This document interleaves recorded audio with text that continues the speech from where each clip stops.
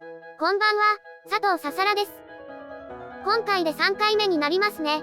タミヤ72分の1のメッサーシュミット 109E の制作動画です。前回最初の組み立てと回収作業を終わらせました。もともとこのキットは仮組みの時に気になった点がないほど優秀ではありましたが、今回唯一の回収点、MGFF20mm 機関砲の銃口を再現するために、予定を変更してキットの部品から、今まで買い集め保管していた真鍮パイプを使用してちょっとした小細工を施して作成しましたね。その小細工も即時考えた方法ですが、それとついでに機種部分にある MG17、7.92mm 機関銃にも銃口を施しました。もっとも、このようなことをしなくてもいい仕上がりになるキットだと思いますよ。皆様もこのキットの製作いかがですか？前回までの説明をしましたが、作業の方も進めていきますね。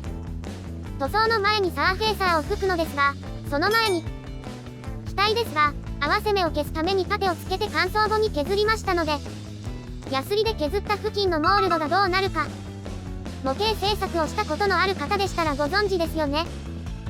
まあ、一緒に削れてしまうわけです。当たり前といえば、当たり前なのですが、なので削れたモールドを復活させましょう。この作業が終われば、サーフェーサーを吹く作業が待っています。モールドを復活させました。この後にサーフェーサーを吹きますと、盾で処理した跡やモールド、そして表面の様子がわかりやすくなりますので、サフを吹く前に傷などが発見できればいいですけど、もしサーフェーサーを吹いた後に不具合があれば、その時に紙やすりなどで不具合部分を削る、必要ならまた盾をつけて削るという作業で修正します。とりあえず、サーフェーサーですね。つづみちゃんに変わりますね。こんばんは、鈴木つづみです。自己紹介は前回済ませましたので省略しまして、サフ吹き、塗装の作業を進めますね。では、早速ではありますが、スプレータイプのサーフェーサーを吹いてきますね。はい、サーフェーサー吹き、やってきました。ところで、塗装の様子の動画や絵はあるのに、なぜサーフェーサーを吹いている様子がないのか、というのは、今までの動画で説明していますので省略しますね。ここでじっくり表面を確認します。問題ないようですね。順調に進んでいますので、この後塗装という流れになりますね。ちょっと休憩。インターミッション。ねえねえ、うっぷ主。最初にこの機体に乗っていたパイロット、有名な人って言っていたけど、どんな人だったの？ルフトバッフェの歴史を紐解きゃ、必ず名前が出てくるし、ネットで検索したら詳しく書いてあるサイトが見つかるよ。まあ、100機以上撃墜したエースパイロットだったから、ドイツ空軍エースパイロットでも検索しても出てくるんじゃないかな。どんな話があるの？ちょっとここでは出せないけど、機体にあのマークを描いていたとか、ふむふむ。あとは空軍元帥相手に堂々と物申したりとかかな。さっきも言ったけど本当にネットで検索したら詳しく出てくるから。有名なのは、このやりとりだね。有名なんだ。まあ、インパクトはあるよ。バトル・オブ・ブリテンで戦況が劣勢になった時、空軍元帥のゲーリングに、何か要望はないかと聞かれた時、ガーランドが何と答えたかだけど、なんて言ったの？英国空軍のスピットファイヤーが欲しい。と言ったそうな。まあ、なんて大胆な。うっぷ主もスピットファイヤー欲しがりそう。対戦機に興味がある人なら結構知っている話だと思うよ。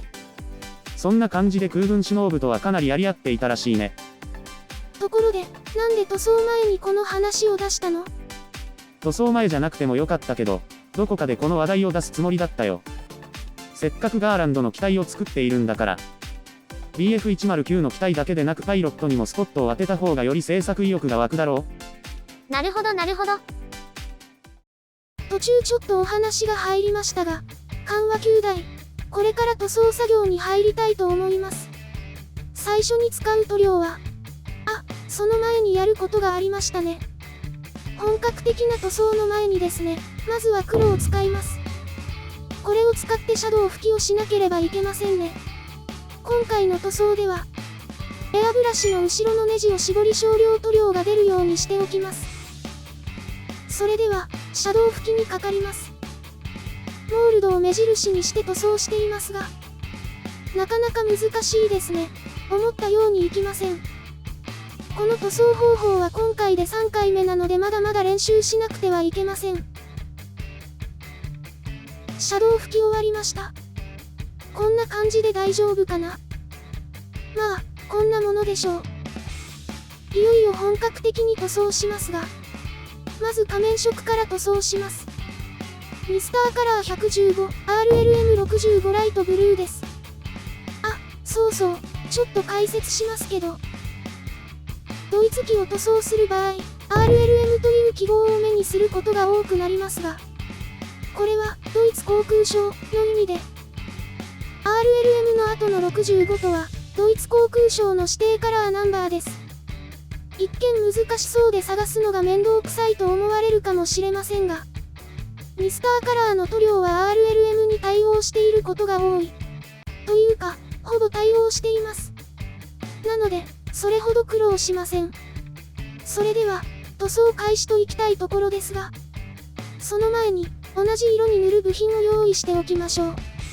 小さい部品は筆塗りでもいいですけど、ついでにここで塗った方が効率がいいですし、それに四角カバーは小さくても平らなので、筆ムラが心配ですからね。では、塗装開始です。前回と同じように、塗料を小出しにして拭いています。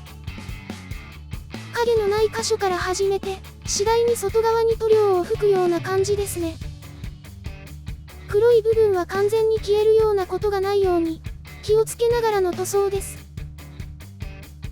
機体を塗り終わったら、今度は小さな部品の塗装です。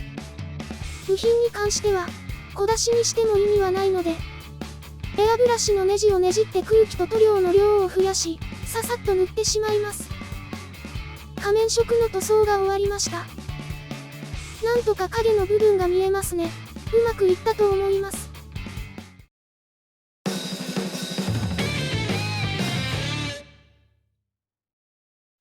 次は上面色のミスターカラー60、グレー02を使います。これは前回機体内部の塗装にも使いました。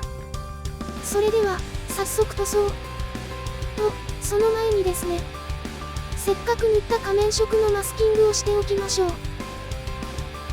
フリーハンドで塗装する猛者の方もいらっしゃいますが、私は塗装の達人ではないので、念のためマスキングをしておきます。主脚を収納する場所もグレー02を塗りますので、この付近のマスキングもしっかりとしておきます。主脚も同じ色ですね。用意しましょう。さて、マスキングをしましたので、グレー02を塗装します。マスキングの中に塗料が入り込まないように気をつけます。ですが仮に塗料が入り込んでも、仮面色を上塗りして消せば大丈夫です。失敗を恐れずに塗っていきましょう。機体へのマスキングですが、今回はちょっと横着しまして、直接マスキングテープを貼り付けました。直線的な模様だったので、これで大丈夫だろうと思いましたが、うまくいくでしょうか。グレー02の塗装が終わりました。最後の上面色の塗装です。RLM71 ダークグリーンを塗りますね。さっきと同じように、マスキングテープを直接貼り付けます。今回は直線的な模様なので、比較的にマスキングは楽です。曲線があったり、垂直方向にもマスキングが必要な場合はちょっと苦労するのですが、この機の塗装には側面の塗り分けはない上に、ドイツ機特有のモットリングもないので負担が少ないですね。それとキャノピー枠も同じ色なので、ここもマスキングテープを切り貼りしてマスキングをします。キャノピー自体が小さいので、ちょっと難易度高いですが、確実にマスキングテープを貼っていきましょう。キャノピーのマスキングが完了次第、もう一つの上面色を塗装します。今回はマスキングの手抜きとしましたので、果たして塗装後どうなっているか。マスキングを剥がした時のお楽しみです。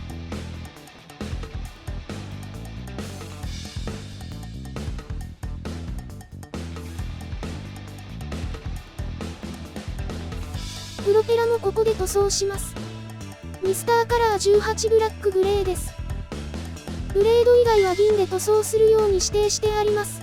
後でも先でも大丈夫ですが、先に銀を塗ってしまうとマスキングしなければいけませんので、ブレードの色を塗装します。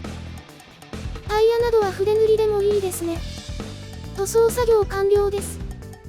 塗料が乾いた後にマスキングを剥がします。どうなっているでしょう？やりましたね。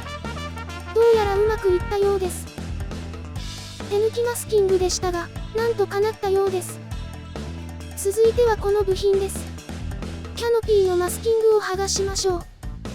これは機体のマスキングとは違って、手抜きなしで作業しました。いい感じですね。どうやら2つとも無事塗装を終えたようです。よかった、よかった。今回はここまでだね。塗装が終わったところだったからちょうどいいかも。綺麗に塗れたね。マスキングの手を抜いたからどうなるか不安だったけど。またどうして手抜きなんて。ウップ主から急ぐように言われたからね。すずみちゃんも。実は私も。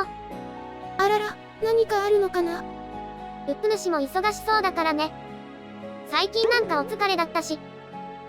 次回で完成だから頑張ろうね。じゃあそろそろ。最後までご視聴していただき、ありがとうございました。また、次回の動画でお会いしましょう。